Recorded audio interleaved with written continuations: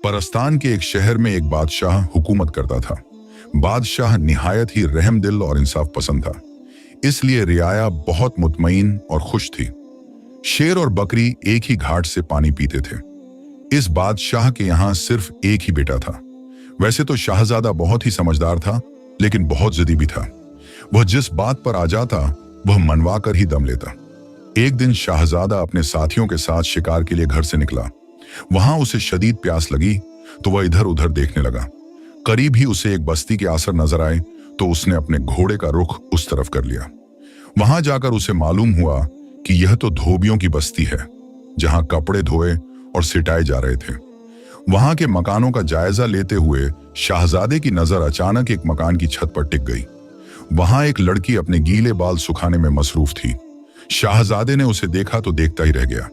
उसने आज तक इतना हुस्न कहीं नहीं देखा था। उसे ऐसा लगा कि आसमान से कोई अफसरा उतरकर उसके सामने खड़ी है। अचानक उस लड़की की नजर जैसे ही शाहजादे पर पड़ी तो वह सर पर दुपट्टा लेती हुई वहां से चली गई। शाहजादे को एक धोबी की बेटी की इस हरकत पर बहुत गुस्सा आया। इसी दौरान शाहजादे के साथी भी वहां आ पहुंचे और वह महल की तरफ रवाना हो गए। शाहजादा वापस तो आ गया, लेकिन अपनी जिद्दी फितरत की वजह से वह आते ही अंधे मुंह लेट गया और लग गया, जिद करने की शादी करेगा तो उसी लड़की से करेगा, वरना करेगा ही नहीं।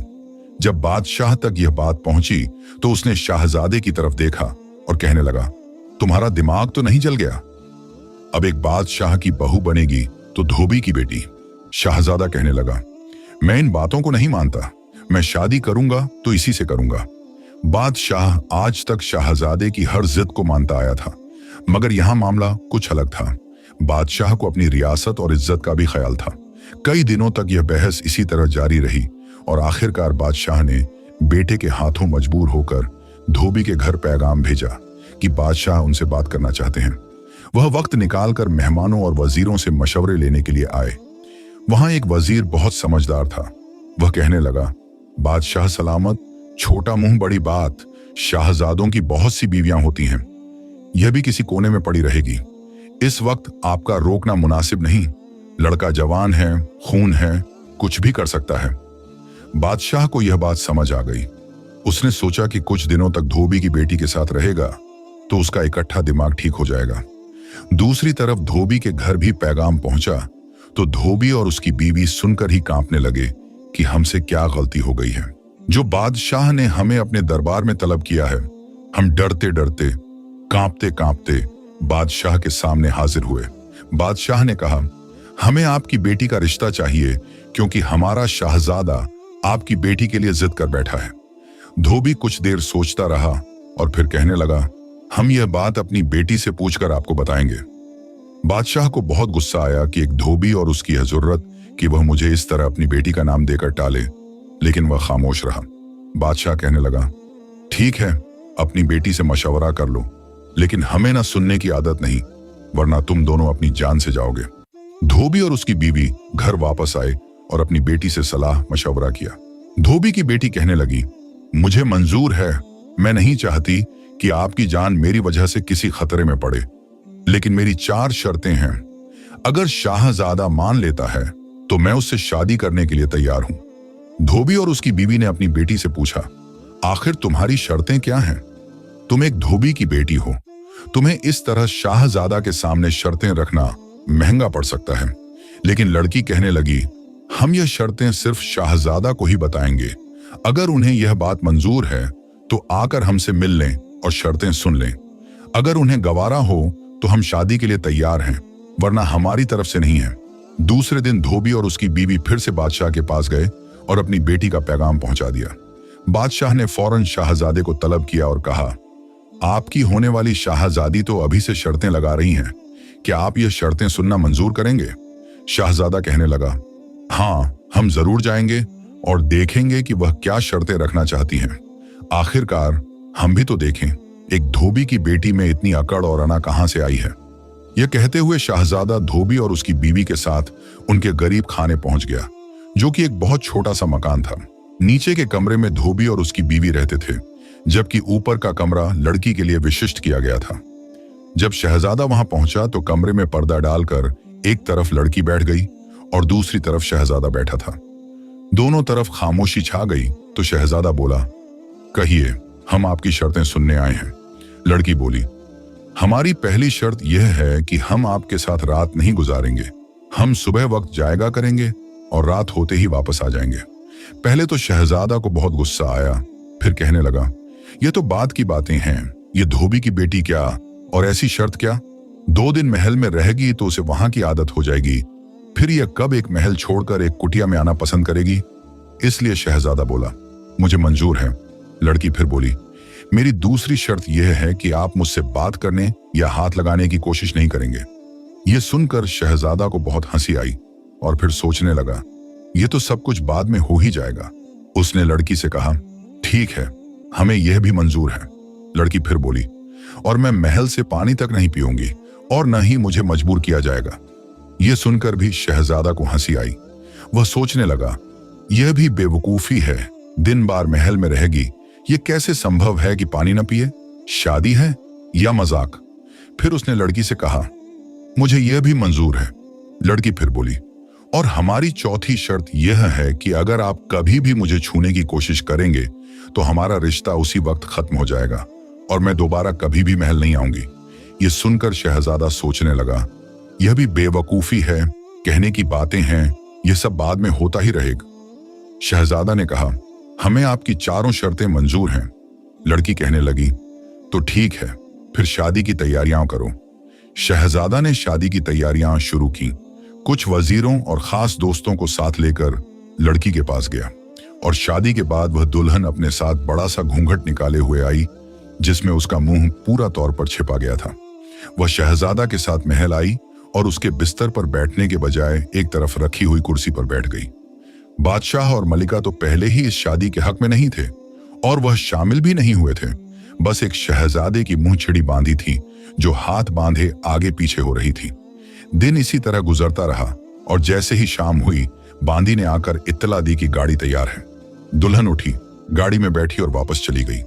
दूसरे दिन भी दुल्हन वही कपड़े पहने वापस आई, उसी कुर्सी पर बैठी रही, न कुछ खाया न पिया और शाम होते ही वापस चली गई।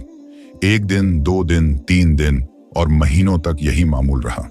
शहजादा अब बहुत परेशान रहने लगा। जिस चेहरे को देखकर उसने अपनी रातों की नींद गवा दी थी, अपने वालिदैन को नाराज किया था और अपनी इज्जत और दौलत सब कुछ दांव पर लगा दिया था, वह चेहरा अब उसे अपने महल में देखने को नहीं मिल रहा था। रोज का यही मामूल था कि दुल्हन इन्हीं कपड़ों में आती, उसी कुर्सी पर बैठती, न कुछ खाती न पीती, खामोश बैठी रहती और शाम होते ही गाड़ी में वापस चली जाती। महल के लोगों में भी कहामुगियां शुरू हो गईं और हर तरफ अजीब तरह की बातें होने लगीं। यह सब कुछ शहजादे की नजर में था, लेकिन वह अपनी शर्तों के बंधन में था। वह मजबूर था और अपनी कोई शर्त भी पार नहीं कर सकता था। एक दिन शहजादे ने धोबी को अपने महल में बुलाया और कहा, अपनी बेटी को समझाते क्यों नहीं? हम यहाँ के शहजादे हैं, हमारे वालिदैन और हम पर बातें होना शुरू हो गई हैं। यह सुनकर धोबी ने जवाब दिया, जान की पनाह पाऊं। धोबी बोला, दरअसल वह हमारी बेटी नहीं है। कुछ अरसा पहले वह हमारे घर आई थी और कहने लगी, मेरा आगे पीछे कोई नहीं है, मैं आपकी बेटी बनकर रहना चाहती हूँ। हमें वह लड़की बहुत पसंद आई थी, सादा मिजाज और बेहद हसीन थी, खूबसूरत भी कमाल की थी। हमारे यहाँ कोई औलाद नहीं थी। मेरी बीवी भी इस बात की जिद करने लगी कि यह जवान लड़की कहीं जाएगी तो उसकी जान या इज्जत को खतरा न हो। आखिरकार हमने सोचा कि मरना है, मरने के बाद हम अपने रब को क्या मुंह दिखाएंगे कि एक इज्जत हमारे दरवाजे पर चलकर आई थी और हम उसे पनाह न दे सके। यह सुनकर मैं खामोश हो गया। बेशक मेरे घर में कोई बेटी नहीं थी, लेकिन मैं एक बेटी और एक औरत की इज्जत करना अच्छे से जानता था। लड़की ने कहा, मुझे ऊपर का कमरा दे दीजिए और किसी से भी इस बात का जिक्र नहीं करना। मेरी बीवी मान गई। ऊपर का कमरा वैसे ही खाली था। बाज वक्त बारिश के मौसम में हम वहां कपड़े सुखाने के लिए डाल दिया करते थे। वह कमरा इस लड़की के लिए खाली कर दिया गया और कुछ दिन बाद उसकी एक मुलाजिमा भी उसके साथ आकर रहने लगी। इससे ज्यादा हम कुछ नहीं जानते थे कि वह क्या खाती है, क्या पहनती है, कहाँ आती है या कहाँ जाती है। मैं और मेरी बीवी इस बात से बिल्कुल बेखबर हैं। हाँ, कभी कभी यह होता कि वह मेरी बीवी के पास आकर बैठ जाती और मेरी बीवी की बातें बड़ी तवज्जो से सुनती। मेरी बीवी भी उसे बेटियों की तरह प्यार करती है। इस पर हमारा कोई जोर नहीं था। हमने जो उसने कहा वही किया। जो आपने पैगाम दिए हमने वो इस तक पहुंचाए। इससे ज्यादा हम कुछ नहीं जानते। मेरी बीवी और मुझे माफ कर दें। यह कहकर धोबी वहां से चला गया। लेकिन शहजादा अजीब और गरीब परेशानी में मुब्तला हो गया था। उसे समझ नहीं आ रहा था कि आखिर यह मजरा क्या है। अब उसके सामने एक नया राज खुल चुका था। वह बहुत मायूस हो गया था, क्योंकि जिस लड़की को वह जानता तक नहीं था वह अब तक धोबी की बेटी समझ रहा था। लेकिन यह मुआमला उसके बिल्कुल बरक्स निकला। शहजादा का अपने दोस्तों के साथ उठना बैठना, तफरीह करना, शिकार पर जाना, सब कुछ खत्म हो चुका था। जिस चेहरे से उसे मोहब्बत थी वह अब उसके करीब होते हुए भी उसके साथ नहीं था। यही बात शहजादे की जिद का हिस्सा बन गई और वह दिन ब दिन खुद को मलामत करता रहता। उसने मुकम्मल तौर पर अपने आप को एक कमरे में बंद कर लिया था। कुछ दिन यही मामूल रहा। लड़की रोज दुल्हन के लिबास में आकर उसी कुर्सी पर बैठती, न कुछ खाती न कुछ पीती, और शाम होते ही वापस चली जाती। कुछ दिन तक यही सिलसिला चलता रहा। आखिरकार शहजादे ने तंग आकर एक दिन घर छोड़ने का फैसला किया। उसने किसी को कुछ भी न बताया और अपनी एक बांदी को बुलाया। कहा कि अगर मेरे वालदेन मेरे बारे में पूछें तो बादशाह और मलिका से कहना कि मैं किसी जरूरी काम से बाहर गया हूं और जल्द ही वापस आ जाऊंगा। यह कहकर शहजादा एक जंगल की तरफ रवाना हो गया। उसे यह भी नहीं पता था कि वह कहां जा रहा है और उसकी अगली मंजिल क्या है। जंगल पहुंचकर शहजादा देर तक एक दरख्त के नीचे बैठा रहा। सारी सूरत हाल का तजिया करने की कोशिश करता रहा, लेकिन उसकी समझ में कुछ भी नहीं आ रहा था। रात होने लगी तो शहजादे को अपने रहने की फिक्र हुई। वह किसी गार की तलाश में था जहां वह रात गुजार सके। हाथ का धुंधला अंधेरा हर तरफ फैलने लगा था। शाहजादा कई जगहों पर चलने के बाद एक गार के पास पहुंचा जहां से रोशनी आ रही थी। इब्तिदा में शाहजादा को बहुत खौफ आया कि इस जंगल के इस दूर दराज इलाके में यह रोशनी कहां से आ रही है। लेकिन फिर उसने सोचा कि रात तो उसे गुजारनी ही है। जिंदगी पहले ही अजाब बन चुकी है, ऐसे नहीं तो वैसे ही सही। यह सोचते हुए वह घर में दाखिल हो गया। अंदर जाकर शाहजादा ने देखा कि एक बुजुर्ग वहां मौजूद थे, जिनके नूरानी चेहरे से रोशनी फैल रही थी और वह अपनी इबादत में मशगूल थे। शाहजादा उसी जगह बैठ गया और रात गुजार दी। जैसे ही सुबह हुई शाहजादा बेदार हुआ और अपने अर्द गिर्द का जायजा लेने लगा। बुजुर्ग अपनी इबादत में वैसे ही मसरूफ थे। शाहजादा उठा और घर की सफाई शुरू कर दी। वह जंगल से फल तोड़कर खाता, पानी पीता और इसी तरह कुछ दिन गुजर गए। कुछ दिन बाद बुजुर्ग ने अपनी आंखें खोली। शाहजादा को बहुत गौर से देखा और कहा, तुम यहां क्या कर रहे हो? तुम तो बादशाह के बेटे हो, मुल्क के शाहजादे हो, यहां क्यों आए हो? ऐसी कौन सी बात है, ऐसी कौन सी मजबूरी है जिसने तुम्हें देश से परदेसी पर मजबूर कर दिया? यह सुनते ही शाहजादा की आंखों में आंसू आ गए और उसने अपनी पूरी दास्तान सुनाई। बुजुर्ग ने कहा, मैं तुम्हें एक राख देता हूं, जब तुम इसे अपने माथे पर लगा लोगे तो किसी को भी नजर नहीं आओगे। हो सकता है कि इस तरह तुम्हारा मसला हल हो जाए। तुम यह जान सकोगे कि वह लड़की कौन है, कहां से आई है, कहां जाती है, क्या खाती है, क्या पीती है। लेकिन ख्याल रहे कि इस बात का जिक्र तुमने किसी से नहीं करना। शाहजादा ने कहा, मुझे मंजूर है। शाहजादा ने बुजुर्ग से वह राख ली और अपने महल वापस आ गया। जब वह महल वापस आया तो बांदी ने उसका स्वागत किया और पूछा, आप इतने दिन कहां थे? मलिका और बादशाह भी आपके बारे में बार बार पूछते थे, तो मैंने उन्हें बता दिया था कि आप जरूरी काम से बाहर गए हैं। शाहजादा की नजर लड़की पर पड़ी। वह वैसे ही दुल्हन के कपड़ों में उसी कुर्सी पर बैठी थी। शाहजादा ने कहा कि मेरे पीछे भी यही मामूल था। यह रोज आती थी और शाम को वापस चली जाती थी और महल से कुछ नहीं खाती पीती थी। बांदी ने जवाब दिया, जी सरकार, बिल्कुल ऐसा ही था। आपके पीछे भी यही सब चलता रहा है जो आपके सामने है। शाहजादा ने कहा, ठीक है, अभी मैं बहुत थका हुआ हूं, मैं सोना चाहता हूं, लेकिन जब शाम को इस लड़की के जाने का वक्त हो तो मुझे जगा देना। बांदी ने कहा कि ऐसा ही होगा। शाम को बांदी ने शाहजादा को जगा लिया। शाहजादा ने कुछ राख अपने माथे पर लगाई और वहां से निकल गया। सुबह से पहले शाहजादा वापस आ गया और बांदी को कहा, मैं सोने जा रहा हूं। जैसे ही वह लड़की इस कुर्सी पर आकर बैठी तो तुम मुझे जगा देना और कहना कि तुम जागे क्यों नहीं। अगर मैं न जागूं तो तुम्हें जोर देना और फिर मेरी देर से जागने की वजह पता करना। अगर मैं न बताऊं तो तुमने इस पर जोर देना और मुंह से अपनी बात मनवाना। बांदी समझ गई कि शाहजादा अब अपनी जिद पर अड्डा है और वह इस लड़की को सीधा करने के लिए कोई ना कोई तरीका तलाश रहा है। कुछ देर बाद वह लड़की आई और कुर्सी पर बैठ गई। बांदी ने जब देखा कि लड़की कुर्सी पर बैठ चुकी है तो वह शाहजादा की तरफ दौड़ी। पहले तो शाहजादा को उठाने की कोशिश की, फिर गुस्से से शाहजादा बोला, क्या हो गया है? हम इतने अच्छे ख्वाब देख रहे थे, तुमने हमें जगाकर हमारा ख्वाब और नींद खराब कर दी। बांदी ने कहा, राजकुमार, आप क्या ख्वाब देख रहे थे? शाहजादा बोला, छोड़ो, मैं नहीं बताना चाहता। मगर बांदी ने जिद की, नहीं नहीं, आप मुझे बताएं, आप क्या ख्वाब देख रहे थे? शाहजादा कुछ देर टाल मटोल करता रहा, फिर बोला, ठीक है, अगर तुम जिद करती हो तो मैं बता देता हूं, लेकिन यह बात मल्लिका और बादशाह तक नहीं पहुंचनी चाहिए, यह हमारे बीच रहनी चाहिए। बांदी ने सर हिलाकर कहा, ठीक है, यह बात हम दोनों में ही रहनी चाहिए। शाहजादा बोला, मैंने ख्वाब में देखा कि जब यह धोबी की लड़की कल रात गाड़ी में बैठकर वापस जा रही थी। शाहजादा ने कहा, तो हम भी इसके साथ गाड़ी में बैठ गए। यह सुनकर बांदी हंसीने लगी और कहा, क्या कहते हैं आप और इसके साथ गाड़ी में बैठ गए? शाहजादा बोला, क्या करती हो तुम? ये तो ख्वाहिश थी, हम हकीकत की बात तो नहीं कर रहे। बांदी बोली, अच्छा, मैं भूल गई थी, आपने फिर क्या देखा? शाहजादा ने कहा, हम इसके साथ गाड़ी में बैठकर इसके घर तक पहुंचे और वहां हमने देखा कि वह हमेशा मिली सी साड़ी में मलबूस रहती थी। उसने वह साड़ी उतार कर फेंकी और अपनी मलाजिमा को आवाज देकर कहा कि गर्म पानी तैयार करो, हम नहाना चाहते हैं। बांदी हंसी और कहा, क्या बात करते हैं आप इसके पीछे चले गए?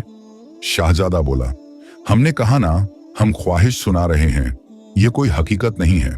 बांदी ने कहा, अच्छा ठीक है, आपने फिर क्या देखा? शाहजादा बोला, हमने देखा कि वह नहाते हुए बहुत खूबसूरत लग रही थी और जब वह पानी का एक डिब्बा अपने ऊपर डालती तो हम 2 डिब्बे डाल लेते। जब उसका पानी खत्म हो गया तो उसने चीख कर मलाजिमा को बुलाया और कहा, आज पानी बहुत कम रखा है। मलाजिमा ने कहा, पानी तो हमने पूरा रखा है, लेकिन अगर आप और चाहें तो हम और ला देते हैं। मलाजिमा ने ज्यादा पानी ले आकर दिया और वह पानी भी हमने खत्म कर दिया। इसी तरह वह नहाकर बाहर निकली और बोली, हमें भूख लगी है, खाना ले आओ। उसकी मलाजिमा बाहर गई, आसमान की तरफ दोनों हाथ ऊपर किए और हमने बेहद खूबसूरत एक थाल आसमान से उतरते हुए देखा। मलाजिमा ने कुछ खाना अपने लिए रखा और बाकी खाना उसे दे दिया। हमें भी बहुत भूख लगी थी और हमने उसके साथ खाना खाया, लेकिन उसकी भूख खत्म नहीं हुई, खाना खत्म हो गया। उसने फिर से मलाजिमा को बुलाया और कहा, क्या हो गया है? आज पानी भी कम था और खाना भी कम है। मलाजिमा ने कहा, पानी तो पहले की तरह मुकम्मल था और खाना भी पूरा था, लेकिन आज खैर नहीं हो सका। शाहजादा ने कहा, आज आपसे शाहजादे मुखातिब हुए हैं या कोई ऐसी बात हुई है कि आप अपने एहसान खो बैठी हैं? यह सुनकर उसने मलाजिमा को बहुत डांटा, बहुत गुस्से किया और कहा, तुम जानती हो हम किस वजह से मजबूर हैं, इस तरह हमारा मजाक न उड़ाओ, हम किसी को कुछ नहीं समझते। बांदी बोली, अच्छा, इसके बाद क्या हुआ? शाहजादा बोला, हमने देखा कि कुछ देर बाद वही मलाजिमा वापस आई और इस धोबी की बेटी को तैयार करने लगी, जो हमेशा बड़ी सी घूंघट ओढ़े और मिली सी साड़ी में बैठी रहती थी। तैयार होने के बाद वह किसी अफसरा से कम नहीं लग रही थी। इस कदर हसीन और जामिल खूबसूरत लड़की कि हम तो देखकर अपना होश ही खो बैठे। फिर यह बहुत ही तैयार होने के बाद छत के पास जाकर खड़ी हो गई। वहां से एक उड़न कुतोला आया, ये उसमें सवार हुई। हम हैरत से देखने लगे क्योंकि हम पूरा मामला जानना चाहते थे। हमने भी इस उड़न कुतोले को पकड़ लिया। उड़न कुतोला सितारों के बीच से होता हुआ एक जहां में जा रुका, जहां पर बेहद खूबसूरत परियां थीं, शाहजादे थे। वहां की दुनिया ही अलग थी। वहां पहुंचकर हमने देखा कि एक बाजार सा बड़ा हुआ था और एक बहुत हसीन जामिल मर्द वहां के तख्त पर बैठा था। उसके सामने हर परी बारी बारी आकर नाच दिखा रही थी और अपने इनाम वसूल कर रही थी। उसके वहां पहुंचते ही सब परियों ने उसे झुककर सलाम किया, जैसे यह उनकी शाहजादी हो या उनकी मलिका हो। उसे देखकर वहां पर बैठे एक शख्स की आंखों में चमक आ गई और वह कहने लगा, अब तुम्हारी बारी है, तुम टाइम पर ही पहुंची हो। फिर उसने भी नाच शुरू कर दिया। उसे नाचता देखकर उस शख्स की आंखों में चमक आ गई थी। उसने बहुत कीमती अंगूठी अपने हाथ से निकाली और उसे थमा दी। यह नाचने में इतनी मसरूफ थी। शाहजादा ने कहा, क्या उसने वह अंगूठी धोली की तरफ फेंक दी। धोली ने वह अंगूठी उठाकर अपने पास संभाल कर रखी। मैं भी वहीं पर मौजूद था, लेकिन मैं किसी को नजर नहीं आ रहा था। वह अंगूठी मैंने धोली से निकाल ली और अपने पास रख ली। कुछ देर यह आराम करती रही और फिर उस आदमी के कहने पर उसने दोबारा से नाचना शुरू किया। इस बार भी वह आदमी बहुत खुश हुआ था और उसने एक कीमती और रेशमी रूमाल उसकी तरफ फेंका। उसने वह रूमाल उठाया, सबको दिखाया और फिर से ढोली की तरफ फेंक दिया। वह रूमाल भी उठाकर मैंने अपने पास रख लिया। बांदी बहुत गौर से यह सब कुछ सुन रही थी और पास बैठी लड़की का घूंघट कुछ सरकना शुरू हो गया था। शाहजादे ने नजरें चुराकर लड़की की तरफ देखा। उसका घूंघट जरा जरा सरकना शुरू हो गया था, लेकिन शाहजादा और बांदी ने यह जाहिर किया कि वे उसकी मौजूदगी से बेखबर हैं और अपनी बातों में मसरूफ हैं। बांदी कहने लगी, अच्छा, वह अंगूठी और रूमाल मुझे तो दिखाइए। शाहजादा कहने लगा, कैसी बातें करती हो। जैसे ही हाथ डाला उससे रूमाल और अंगूठी मिल गए। बांदी कहने लगी, कहीं वह रूमाल और अंगूठी यह तो नहीं। यह देखकर शाहजादा बोला, अरे वाह, मुझे यकीन नहीं आ रहा कि ख्वाब की बातें भी हकीकत हो जाती हैं। यही तो थी वह अंगूठी, यही तो था वह रूमाल। अब लड़की पूरी तरह इन दोनों की तरफ घूम गई थी और बहुत ही दिलचस्पी से उनका किस्सा सुन रही थी। बांदी बोली, अच्छा, फिर क्या हुआ, आप वापस कैसे आए। शाहजादा बोला, अरे ये तो ख्वाब था बस, फिर तुमने मुझे जगह दी। लेकिन बांदी बोली, ऐसा कैसे हो सकता है, अधूरा ख्वाब कैसे देख सकते हैं आप मुझे बताइए ना, फिर क्या हुआ। बहुत देर जिद करने के बाद शाहजादा ने फिर से कहना शुरू किया। कुछ देर आराम के बाद फिर से एक जश्न का समा बांधिया गया। बहुत सी परियों के नाच के बाद फिर से उसकी बारी आई। यह फिर से धूल की थप पर नाचने लगी और वह शख्स फिर से बहुत खुश हुआ। धूल की थप पर यह इस तरह से नाची कि इसकी मिसाल देना मुश्किल है। उसका नाच देखकर वह आदमी फिर से अपनी कुर्सी से उठकर अपने गले से एक माला उतारकर उसकी तरफ फेंक दी। वह माला भी उसने उस ढोली की तरफ फेंक दी और उसके वापस आने का वक्त हो चुका था। शाहजादा ने कहा, उसने सोचा होगा कि कल यह चीजें आखिर वापस ले लूंगी। फिर वह दोबारा से उसी उड़न को तोले में बैठकर उसी ढोली की छत पर आकर उतर गई। मैं बीच के साथ साथ था और फिर मेरी आंख खुल गई। बांदी ने यह सुना तो कहने लगी, वह माला भी हमें दिखाइए। लेकिन शाहजादा बोला, अब क्या करती हो, एक बात सही साबित हो गई है तो इसका मतलब यह नहीं कि अब सब कुछ ही मेरे पास से मिलेगा। बांदी को पहले ही सब कुछ सिखा दिया गया था।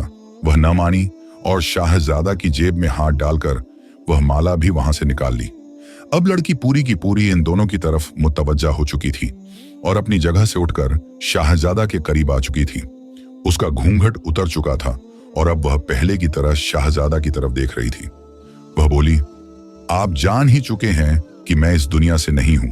मैं परियों की मल्लिका हूं और यहां पर अपनी सजा काटने आई हूं।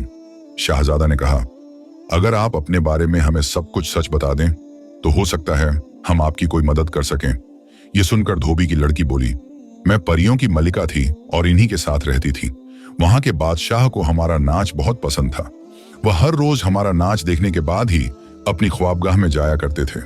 एक रात हमारी तबीयत शदीद खराब थी, लेकिन बादशाह ने मामूल के मुताबिक हमारी तरफ पैगाम भेजा कि हमारे नाच का वक्त हो चुका है। यह सुनकर हमने मुलाजिम से कहा कि अभी हम बेहद थक चुके हैं, हमारी तबीयत बहुत खराब है, दर्द से मेरी जान निकल रही है और बादशाह सलामत को नाच की पड़ी है। मुलाजिम ने ऐसा ही जाकर बादशाह को यह सारी बात बता दी। वहां के बादशाह को बेहद गुस्सा आया और उसने मुझे अपने पास बुलाकर मुझे बद्दुआ दी कि तुम्हें 1 साल के लिए जमीन पर फेंक दिया जाता है। तुम भूल गई हो कि यहाँ की कोई भी परी या उनकी मल्लिका हमें ना नहीं कर सकती। तुमने ना की है, यहाँ के उसूल को तोड़ा है, उसकी सजा तुम्हें मिलेगी। अब तुम्हारी सजा यह है कि 1 साल के लिए तुम जमीन पर आम इंसानों की तरह एक औरत की शक्ल में रहोगी। लेकिन अगर वहां का कोई भी मर्द तुम्हें हाथ लगाने में या तुम्हारे करीब आने पर कामयाब हो गया तो तुम हमेशा के लिए वही की होकर रह जाओगी। तुम्हें तुम्हारे पर कभी भी वापस नहीं मिलेंगे। हमने बहुत मिन्नतें की, लेकिन बादशाह पर किसी बात का कोई असर न हुआ। मेरे पर जलाए गए और मुझे एक आम लड़की की सूरत में जमीन पर उतार दिया गया। इसके बाद की कहानी तो आप जानते ही हैं। मैं एक धोबी के घर रहने लगी। धोबी बहुत ही नेक था, उसकी बीवी भी बहुत अच्छी थी। वह मुझे एक बेटे की तरह प्यार करते थे और इस तरह हमारा आमना सामना हुआ। आप मुझे पसंद कर बैठे और सच बात तो यह है कि मैं भी आपको पसंद करती हूँ। अब मैं वापस नहीं जाना चाहती, बल्कि बाकी उम्र आपकी सेवा में गुजारना चाहती हूँ। शाहजादा यह बातें सुनकर बहुत खुश हुआ। बांदी की खुशी का तो कोई ठिकाना ही न रहा था। जल्द ही यह खबर बादशाह और मलिका तक भी पहुंच गई कि उनकी बहू कोई आम लड़की नहीं, बल्कि परिस्तान की अफसरा है। चंद ही दिनों में बहुत ही धूमधाम से शाहजादा और इस अफसरा की शादी कर दी गई और इस तरह सब अपनी जिंदगी हंसी खुशी गुजरने लगे। अपनी जिंदगी बदल कर रख देगी, इसके लिए उसकी खुशी और उसका सुकून बन जाएगी। एक गांव में 3 भाई रहते थे जो इतने गरीब थे कि उनके पास खाने के लिए सिवाय सेब के एक पेड़ के और कुछ न था। वे एक छोटी सी झोपड़ी में रहते थे और इसी के पास सेब का पेड़ मौजूद था। तीनों भाइयों को इस पेड़ से बहुत मोहब्बत थी। जब सेब पकने लगते तो वे बारी बारी उसकी हिफाजत करते ताकि कोई उसे नुकसान न पहुंचाए। एक न एक भाई हमेशा पेड़ के करीब मौजूद रहता, जबकि बाकी दोनों खेतों में काम करने जाते। लेकिन सख्त मेहनत के बावजूद भी वे अपना पेट नहीं भर सकते थे, यहां तक कि उन्हें अच्छे कपड़े पहनने का मौका भी न मिलता था। एक दिन एक नेक दिल परी का वहां से गुजर हुआ। उसने देखा कि तीनों लड़के नेक और मेहनती हैं, फिर भी उनके पास खाने के लिए कोई अच्छी चीज नहीं है और वे बहुत गरीब हैं। उनकी हालत देखकर परी को तरस आया और उसने उनकी मदद करने का फैसला किया। मगर सवाल यह था कि वह कैसे मदद करे। काफी गौर व फिक्र के बाद उसने एक बूढ़ी फकीरनी का रूप धारा और लंगड़ाती हुई सेब के पेड़ के पास पहुंच गई। इस समय सबसे बड़ा भाई पेड़ की निगरानी कर रहा था। फकीरनी ने कहा, बेटा, मैं कई दिन से भूखी हूं, क्या तुम मुझे कुछ सेब दे सकते हो? लड़के ने फौरन कुछ सेब तोड़े और फकीरनी की झोली में डाल दिए। फिर वह बोला, मां जी, ये मेरे हिस्से के सेब हैं, आप ले लीजिए। माफ कीजिएगा, मैं इससे ज्यादा नहीं दे सकता क्योंकि बाकी सेब मेरे भाइयों के हैं। फकीरनी ने सेब लिए, दुआएं दी और वहां से रवाना हो गई। अगले रोज दरमियानी भाई दरख्त की हिफाजत पर था। रहमदिल परी दोबारा बूढ़ी फकीरनी के भेष में आई और उससे सेब मांगे। दरमियानी भाई ने भी अपने हिस्से के सेब खुशी से दे दिए। वह ज्यादा सेब देने को भी तैयार था, मगर छोटे भाई के हिस्से को हाथ लगाना उसने मुनासिब न समझा। इसके बाद अगले दिन छोटे भाई की बारी आई। रहमदिल परी उसी तरह फकीरनी के रूप में आई और उससे भी सेब मांगे। छोटे भाई ने भी तरस खाकर फकीरनी को अपने सब सेब दे दिए। इस तरह दरख्त पर एक भी सेब बाकी न रहा। अगले रोज सुबह तीनों भाई खेत पर जाने की तैयारी कर रहे थे कि अचानक रहमदिल परी अपनी असल शक्ल में उनकी झोपड़ी में आई। वह बोली, लड़कों, मैंने तुम सबकी आजमाइश की है और यह देखा कि रहमदिली में तुम तीनों बराबर हो। मैं तुमसे बहुत खुश हूं। अब मेरे साथ चलो, मैं तुम्हें इनाम देना चाहती हूं। तीनों भाई उसके साथ हो लिए। रहमदिल परी उन्हें एक घने जंगल में ले गई, जहां दरख्त इतने घने थे कि सूरज की किरणें भी जमीन तक न पहुंच सकती थीं। वह कभी उन्हें पहाड़ों पर चढ़ाती तो कभी घाटियों में ले जाती। आखिरकार वह एक बड़ी नदी के पास पहुंचे जो पहाड़ों से निकलकर उछलती कूदती मैदानों की तरफ बह रही थी। परी ने तीनों भाइयों से कुछ कहना चाहा, मगर नदी के तेज बहाव से ऐसा शोर हो रहा था कि उसकी आवाज उन तक न पहुंच सकी। तब परी ने हर एक के पास जाकर उनके कान में अपनी बात कही। उसने बड़े भाई से कहा, यहां तुम जो कुछ भी मांगोगे मैं तुम्हें दूंगी। बताओ, तुम्हें क्या चाहिए? बड़ा भाई उस समय सख्त प्यासा था और बिना कुछ सोचे उसने कह दिया, मैं चाहता हूं कि यह पूरी नदी शरबत बन जाए और यह सब मेरी मिल्कियत हो। परी ने अपनी जादू की छड़ी घुमाई और वह पहाड़ी नदी का झागदार पानी लाल शरबत में बदल गया। जब यह हो गया तो परी ने कहा, तुम्हारी ख्वाहिश पूरी हो गई, बस ये याद रखना कि इसका अच्छा इस्तेमाल करना। बड़ा भाई वहीं रह गया और परी दोनों छोटे भाइयों को एक हरे भरे खेत की तरफ ले गई। उस खेत के पास एक घास का विशाल मैदान था, जहां सैकड़ों फाख्ताएं बीज और कीड़े तलाशने में मसरूफ थीं। रहमदिल परी ने दरमियानी भाई से कहा, अब तुम अपनी कोई ख्वाहिश करो, लेकिन सोच समझ कर मांगना। दरमियानी भाई ने कुछ देर सोचा और बोला, मैं चाहता हूं कि मैं एक कामयाब किसान बन जाऊं। इसके लिए आप इन फाख्ताओं को बैलों में बदल दें ताकि मैं उनका मालिक बन जाऊं। रहमदिल परी ने जादू की छड़ी घुमाई और पलक झपकते ही मैदान बदल गया। उसने कहा, देखो, वह सामने वाला खेत अब तुम्हारा है।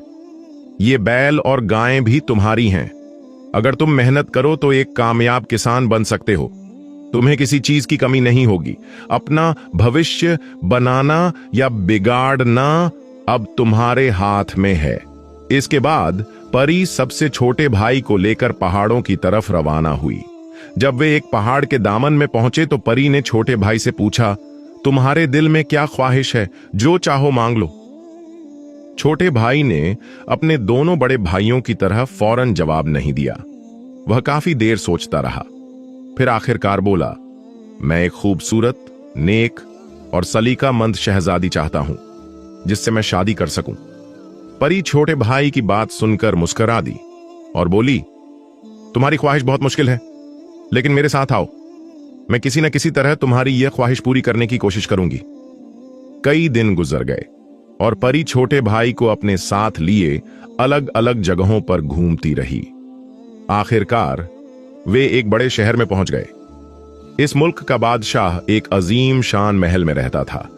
परी सीधी महल के दरवाजे पर पहुंची और दरबान से बोली, मैं शहजादी से मिलना चाहती हूं। मैंने सुना है कि शहजादी निहायत हुसैन और खूबसूरत है।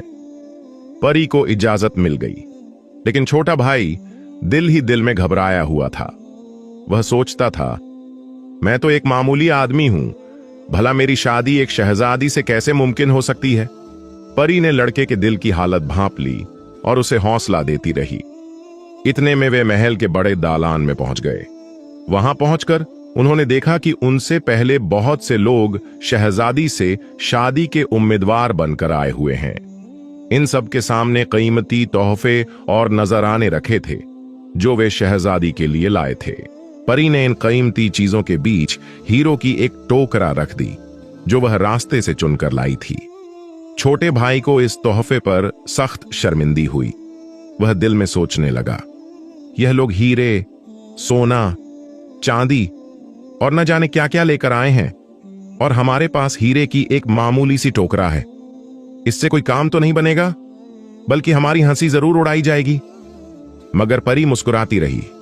उसके मना करने के बावजूद उसने हीरे की मामूली सी टोकरा कीमती तोहफों के बीच रखे रहने दी। थोड़ी ही देर में दरबार में कुछ हलचल महसूस हुई। सब लोग अपनी अपनी जगह खड़े हो गए क्योंकि बादशाह सलामत शहजादी के साथ दरबार में प्रवेश कर रहे थे। उनके सामने एक चबूतरे पर तख्त बिछा हुआ था और वह उसी पर जाकर बैठ गए। शहजादी के सामने सभी उम्मीदवार सिर झुकाकर खड़े रहे। जल्दी ही शहजादी ने यह बात नोट की कि छोटा भाई अगरचे पुराने फटे कपड़ों में था, फिर भी देखने में दूसरे उम्मीदवारों से ज्यादा खूबसूरत और अच्छे मिजाज का लगता था। शहजादी ने अपने वालिद यानी बादशाह सलामत से साफ शब्दों में कह दिया कि वह इस फटे कपड़ों वाले नौजवान से शादी करना चाहती है। मगर बादशाह की ख्वाहिश यह थी कि शहजादी बाकी उम्मीदवारों में से किसी ऐसे शख्स से शादी करे जो दूर दराज के अमीर कबीर शहजादे मालूम होते थे। लेकिन बादशाह सलामत अपनी बेटी शहजादी गुलनार का बहुत ख्याल रखते थे और किसी भी तरह उसका दिल तोड़ना नहीं चाहते थे। वह सोचने लगे कि कैसे यह फैसला किया जाए कि इन सभी उम्मीदवारों में से सबसे बेहतर और शहजादी के लायक कौन है। परी ने यह देखा कि बादशाह सलामत किसी गहरी सोच में है, तो वह आगे बढ़कर बोली, जहां पनाह, आप यह मामला इस तरह हल करें कि सब उम्मीदवारों को अंगूर की नई बेलें दें ताकि वह अपने खेत में लगाएं। जिस उम्मीदवार की बेल 3 दिन के अंदर फल दे, उसके साथ शहजादी की शादी कर दी जाए। बादशाह ने दिल में सोचा कि यह एक उम्दा तरीका है, क्योंकि 3 दिन में किसी बेल में अंगूर का आना मुमकिन नहीं है, और यूं इन उम्मीदवारों में से किसी के साथ शहजादी की शादी नहीं होगी। बादशाह ने फौरन हुक्म दिया और अंगूर की ताजा बेलें लाकर पेश की गईं। इन बेलों पर उम्मीदवारों के नाम कंधा कर दिए गए और उन्हें शाही महल के बाग में लगा दिया गया। शहजादी गुलनार हर घंटे बाद बाग में जाती और देखती कि आया किसी बेल पर फल आ रहा है या नहीं, मगर किसी भी बेल पर अंगूर का निशान तक नहीं था। जब 2 दिन गुजर गए तो शहजादी बहुत मायूस हो गई। वह समझ गई कि इन बेलों में फल आना मुमकिन नहीं, क्योंकि भला 3 दिन में फल कैसे लग सकता था। शहजादी दिल ही दिल में कहती, लेकिन साथ ही वह इस गरीब नौजवान के लिए दुआ भी कर रही थी कि उसकी बेल पर अंगूर लग जाएं, ताकि इन दोनों की शादी मुमकिन हो सके। तीसरे दिन मायूसी के बावजूद शहजादी अंगूर की बेल देखने गई। रास्ते में उसे वही गरीब नौजवान मिला। उसे देखकर शहजादी ने सोचा कि शायद वह महल में रास्ता भूल गया है, लेकिन नौजवान भी अंगूर की बेल देखने के लिए जा रहा था। जब दोनों साथ साथ बेलों के पास पहुंचे तो उन्होंने देखा कि एक बेल पर बहुत खूबसूरत अंगूर लगे हुए हैं। शहजादी ने गौर किया और यह देखा कि वह बेल उसी नौजवान के नाम से मंसूब थी। यह देखकर वह इस कदर खुश हुई कि तालियां बजाने लगी। नौजवान भी खुशी से उछल पड़ा। दोनों फौरन बादशाह के पास पहुंचे। बादशाह यह देखकर ज्यादा खुश नहीं हुआ। उसका कहना था कि इतने गरीब नौजवान के साथ शहजादी खुश नहीं रह सकती, लेकिन क्योंकि वह वादा कर चुका था, इसलिए उसे मजबूरन शहजादी की शादी इस गरीब नौजवान के साथ करनी पड़ी। शादी के बाद नौजवान अपनी दुल्हन को लेकर जंगल में एक छोटे से मकान में आ गया, जो उसे परी की तरफ से मिला था। इस छोटे से मकान में दोनों हंसी खुशी रहने लगे।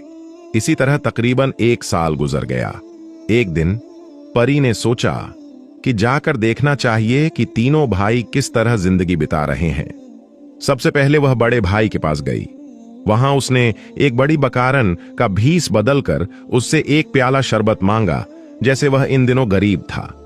इन दोनों ने इस बकारन को अपने हिस्से के सब सीप दे दिए थे, लेकिन अब जबकि उसके पास नदी का पानी था, उसने 1 प्याला शरबत देने से इनकार कर दिया। उसने कहा, अगर मैं हर एक को शरबत दूंगा तो सब काम कैसे चलेगा? जाओ जाओ, बड़ी भी अपना रास्ता नापो। परी चली गई और उसके जाते ही नदी फिर से पानी की नदी बन गई। बड़े भाई ने यह देखा और हैरान होकर दौड़ते हुए परी के पास पहुंचा और खुशामद करने लगा। लेकिन परी ने सिर हिलाते हुए कहा, जो शख्स जिस चीज के काबिल नहीं, उसे वह चीज नहीं मिलनी चाहिए। परी फिर मंझले भाई के पास पहुंची।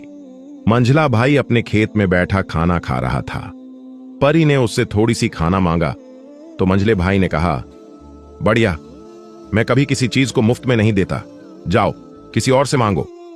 जैसे ही उसने यह कहा, सारी खेती और मवेशी गायब हो गए और उसके सामने एक उजाड़ मैदान नजर आने लगा, जिसमें फाख्ताएं दाना चग रही थीं। परी ने नादान लड़के से कहा, जाओ अपने सीब के पेड़ के नीचे बैठकर अपनी गलती पर गौर करो। याद रखो, खुदा ने अगर तुम्हें किसी काबिल बनाया है तो दूसरों की मदद करने से दरीग न करो। अब परी तीसरे और सबसे छोटे भाई के पास पहुंची। इस वक्त छोटा भाई अपनी दुल्हन शहजादी गुलनार के साथ बैठा खाना खा रहा था। बकारन को देखते ही उसे पिछले दिन याद आ गए और बकारन के कुछ कहने से पहले ही उसने कहा, बड़ी अम्मा, अंदर आ जाओ, जो कुछ रोक टोक है वह हाजिर है, साथ बैठकर खा लो। लेकिन परी ने जो नजर डाली तो देखा कि दस्तरख्वान पर रोटियां खत्म हो चुकी थीं। शहजादी ने कहा, बड़ी अम्मा, मैं अभी और रोटियां बगा कर लाती हूं, आप जरा देर बैठकर आराम करें, जो कुछ रोक टोक घर में है मैं अभी लेकर आती हूं। शहजादी ने बकारन के लिए खाना तैयार किया और थोड़ी देर में रोटियां बगा कर लाई। उन्होंने बड़ी अम्मा को बैठकर खाना खिलाया। इसके बाद जब वह जाने लगी तो शहजादी ने मोहब्बत से कहा, बड़ी अम्मा, अब रात को आप कहां जाएंगी? यहां आराम करें, सुबह चले जाइएगा। परी उनके बर्ताव से इस कदर खुश हुई कि उसने फौरन अपनी जादू की छड़ी घुमाई। देखते ही देखते चारों तरफ एक आंधी फैल गई। जोर और शोर के साथ गरज और चमक पैदा हुई। शहजादी और उसके शौहर ने डर कर आंखें बंद कर लीं और वे जमीन पर लेट गए। जब शोर बंद हुआ और उन्होंने आंखें खोलीं तो देखा कि वह छोटा सा मकान गायब हो चुका था और उसकी जगह एक काली शान महल खड़ा था। यह इतना बड़ा था कि शहजादी के बाप के पास भी इतना बड़ा शाही महल नहीं था। अब वे उसमें सुकून से रहने लगे और जब तक जिंदा रहे लोगों के साथ भलाई करते रहे। एक बादशाह था। उसकी सल्तनत में मशहूर था कि बादशाह की रानी बेहद खूबसूरत है। रानी को बनाव श्रृंगार का बहुत शौक था और वह अपनी खूबसूरती की तारीफ सुनकर खुश होती थी। उसने एक ऐसा बंदर पाल रखा था जो इंसानों की तरह बातें करता था। एक दिन रानी उम्दा कपड़े पहने, बालों में मोती जड़े, आईने के सामने खड़ी अपनी खूबसूरती देखकर खुश हो रही थी। बंदर बोला, रानी जी, आप आज बहुत खुश लग रही हैं, क्या बात है? रानी बोली, तुझे नजर नहीं आता? देख, आज मैंने कैसा उम्दा कपड़ा पहना है और कितनी खूबसूरत लग रही हूं। बंदर बोला, सच बोलूं या झूठ? रानी बोली, सच कहो, झूठ बोलना बुरी बात है। बंदर बोला, सच यह है कि दुनिया में ऐसी ऐसी खूबसूरत औरतें मौजूद हैं जो तुमसे पैर धोवाना भी पसंद ना करें। यह सुनकर रानी आग बबूला हो गई। उसने बंदर का पिंजरा उतार लिया और उसे मारने ही वाली थी कि बादशाह आ गया। उसने कहा, रानी, क्या हुआ? बंदर ने ऐसा क्या कसूर किया जो तुम उसे मारने पर तली हुई हो? रानी बोली, उसने मेरी बड़ी बेइज्जती की है और मैं इस तौहीन का बदला लेकर रहूंगी। बादशाह ने मुलाजिमों से पूछा, आखिर मामला क्या है? एक मुलाजिमा बोली, रानी साहिबा ने बंदर से पूछा था कि वह कितनी खूबसूरत हैं। तो बंदर ने कहा कि दुनिया में ऐसी औरतें हैं जो उनसे पैर धोवाना भी पसंद न करें। इस बात पर रानी साहिबा को गुस्सा आ गया। बादशाह ने बंदर से पूछा, क्यों बंदर मियां, यह बात कितनी सच है? बंदर बोला, जहां पना, मैंने जो कहा वह सच है। अगर यकीन नहीं तो तजुर्बा कर लीजिए। बादशाह ने कहा, हां, हम जरूर तजुर्बा करना चाहते हैं। बंदर ने कहा, तो फिर एक उम्दा नस्ल का घोड़ा मंगवाइए, लेकिन वह मेरी पसंद का होगा। बादशाह बंदर का पिंजरा लेकर अस्तबल पहुंचा, जहां हजारों ऊंची नस्ल के घोड़े मौजूद थे। बंदर ने सारे घोड़े देखे, लेकिन एक भी उसे पसंद न आया। आखिरकार बादशाह ने बंदर से पूछा, तुम्हें किस तरह का घोड़ा चाहिए? बंदर ने जवाब दिया, फलां कुमार के पास एक घोड़ा है, वह खरीद लीजिए। फिर उसे 6 महीने तक खूब खिलाया पिलाया जाए तो वह हमें मंजिल मकसूद तक ले जाने के काबिल हो जाएगा। बादशाह ने कुमार को बुलाया और महज 2 रुपए में उसका घोड़ा खरीद लिया, जो बहुत कमजोर और बीमार दिखाई दे रहा था। 6 महीने तक उस घोड़े की दिल खोलकर सेवा की गई और बेहतरीन खाना दिया गया। जल्द ही घोड़ा इतना शानदार हो गया कि उसका कोई सानी न था। 6 महीने बाद बादशाह घोड़े पर सवार हुआ, बंदर को साथ लिया और एक खूबसूरत रानी की तलाश में निकल पड़ा। सफर के दौरान वह एक शहर पहुंचे, जहां बाजार में एक बुढ़िया अंडे बेच रही थी। बादशाह ने सोचा कि खाने के लिए अंडे खरीद लेते हैं। जब उसने कीमत पूछी तो बुढ़िया ने एक अंडे की कीमत 100 रुपए बताई। बादशाह ने हैरानी से कहा, यह इतने महंगे क्यों हैं? बुढ़िया बोली, आगे चलकर तुम्हें इसकी वजह मालूम हो जाएगी। बादशाह ने अंडा खरीद लिया और दोबारा सफर शुरू किया। कुछ दूर चलने के बाद उसे लगा कि बुढ़िया ने उसे धोखा दिया है। यह सोचकर उसने अंडा गुस्से से जमीन पर दे मारा। अंडे के गिरते ही उसमें से एक बोना निकल आया, जिसका कद सिर्फ 1 बाश्त और दाढ़ी 1.25 बाश्त लंबी थी। बादशाह पहले तो घबरा गया, लेकिन बोने ने आजिजी से कहा, जनाब, मैं 100 साल से इस बुढ़िया की कैद में था, आपने मुझे आजाद कर दिया। बताइए, मैं आपके एहसान का बदला कैसे चुका सकता हूं? बादशाह ने कहा, तुम जैसे छोटे आदमी भला क्या कर सकते हो? बोना मुस्कुरा कर बोला, यह तो आने वाला वक्त बताएगा। बादशाह ने बोने से कहा, तुम्हें साथ रख लेते हैं। यह सुनकर बोना खुशी से घोड़े पर बैठ गया। बादशाह, बोना और तोता सफर पर निकल पड़े। चलते चलते शाम हो गई और वे एक शहर के पास पहुंचे।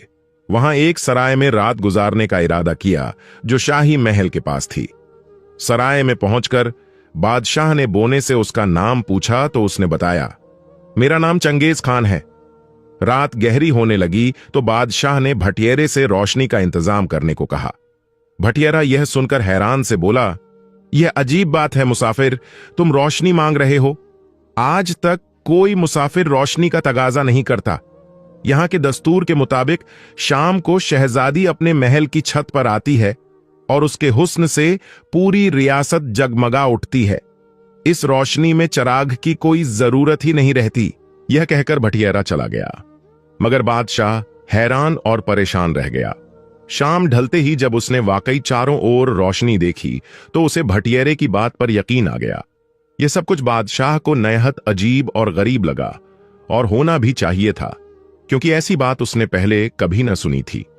इसी पल बादशाह को बंदर की बात याद आई जो उसने रानी के हुस्न के बारे में कही थी, और यही बात बादशाह के रियासत छोड़ने की वजह बनी थी। इस वाकये ने बादशाह को मजीद बेचैन कर दिया। उसने चंगेज खान से मशवरा किया, बताओ, इस रियासत की शहजादी को हासिल करने के लिए हमें क्या करना चाहिए?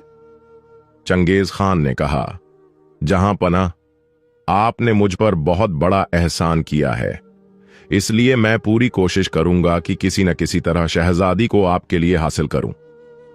बादशाह ने जवाब दिया, तुम इतने से आदमी हो, भला इस सिलसिले में क्या कर सकते हो? चंगेज खान मुस्कुराकर बोला, हर छोटी चीज बेकार नहीं होती।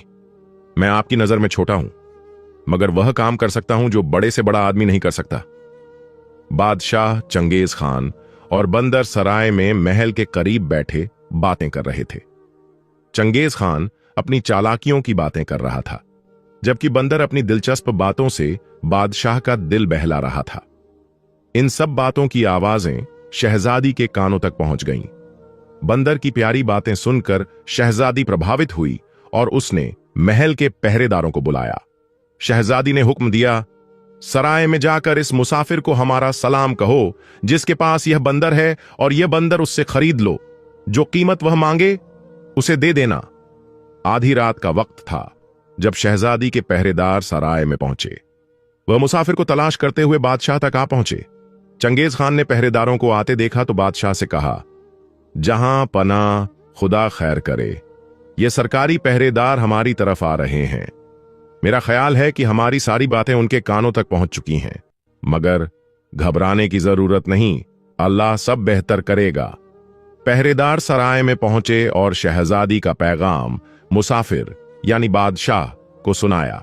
बादशाह अभी कोई जवाब देने भी न पाया था कि चंगेज खान फौरन बोल पड़ा, तुम लोगों का दिमाग ठीक है?